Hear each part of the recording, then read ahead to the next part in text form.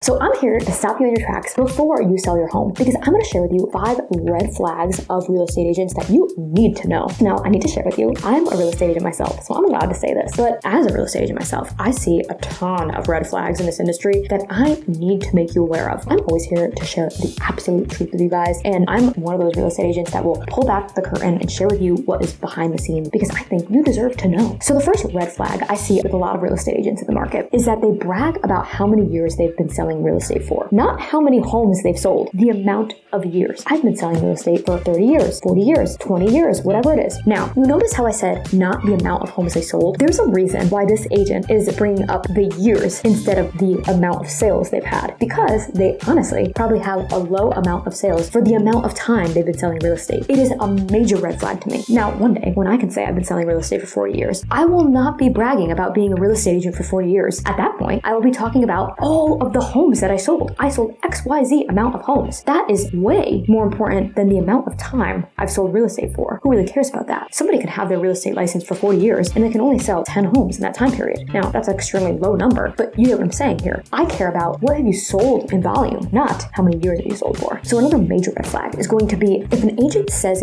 yes to whatever number you want to sell your home for. There are some yes agents out there. Yes men, yes women, people who just want the business so bad that any number that you want to list your home for, they're going to just be like, yep, can you sign the papers? Now, you can imagine why that is horrible for you, because they're not even bold enough or confident enough in themselves as an agent to tell you the honest truth about your home and what it's actually worth. Now, if an agent you want to use does this to you and you're kind of thrown off by why they would instantly just say yes to whatever number you said, I want you to challenge them a little bit and ask them why they think your number is the accurate number for the home and see what they say. They should at least be able to come up with comps and reasons on why they believe that your home is priced at the right number that you brought up in the first place. If they can't do that, that means they're just trying to please you and they're going to literally screw you over on the market. It's not going to be good. So another common red flag is talking solely about how great their brokerage is. Now, before anybody watching this video gets pissed off at me, I think that every real estate agent should work at a brokerage that they believe in, that really helps them and benefits their clients. I do believe in that. So there are some agents that when talking with a new client and pitching themselves, they don't talk about themselves and what they've done at all or what will help the client. All they do is talk about the brokerage does this, the brokerage does that, the brokerage has this many awards. It's not always about the brokerage. It's about them as an agent and you as a client. That's the relationship right there. The brokerage is great. Sometimes having a certain name does help, but at the same time, the brokerage isn't selling the home. That agent that you pick to work with is selling the home. So the next red flag is going to be that the agent doesn't have a marketing plan to get your home sold. So what do I mean by that? A lot of agents in today's day and age just put a home on the market, they put it on the MLS and just sit and wait. They wait for buyers to come to them. And this is absolutely not okay. Today's agents have gotten lazy, and every agent should have some type of marketing plan for each home they're trying to sell. Even a little bit of a custom plan that is tailored to that exact property. That's how the best agents get homes sold. But honestly, 99% of agents, if not more, have no marketing plan whatsoever besides maybe a few open houses, an email blast, and that's it. That's not okay. So in my last red flag, probably my biggest red flag, definitely one of the biggest, is going to be if the real estate agent takes their own pictures with their cell phone, their iPhone, maybe their flip phone, and they don't bring in a professional photographer. Now, if you've watched any of my other videos, you probably know that not only am I a big believer in professional photography, I'm actually a big believer in video as well. That person should be bringing in a videographer. So with that, you can only imagine my reaction when I see these cell phone, iPhone pictures online. It's an absolute disgrace. And this is what happens in buyers' heads. They literally just scroll by the home with the bad pictures because it doesn't even register in their head what they saw. That's how buyers are looking at things online nowadays. They just automatically disregard ugly pictures. So your home is going to be automatically disregarded because of this. I'm actually going to share with you a story on this.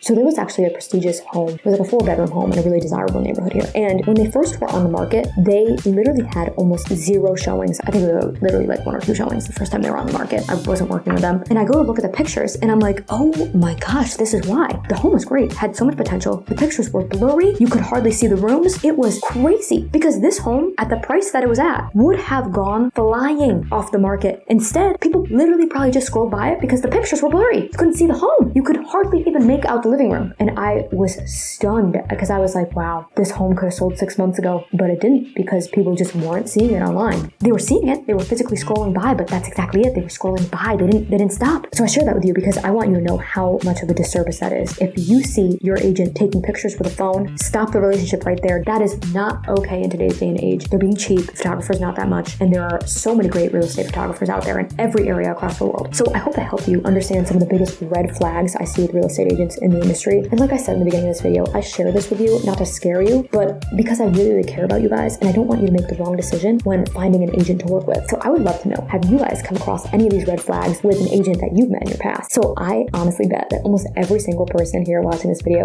has come across at least one. So I would love to know what they are in the comments.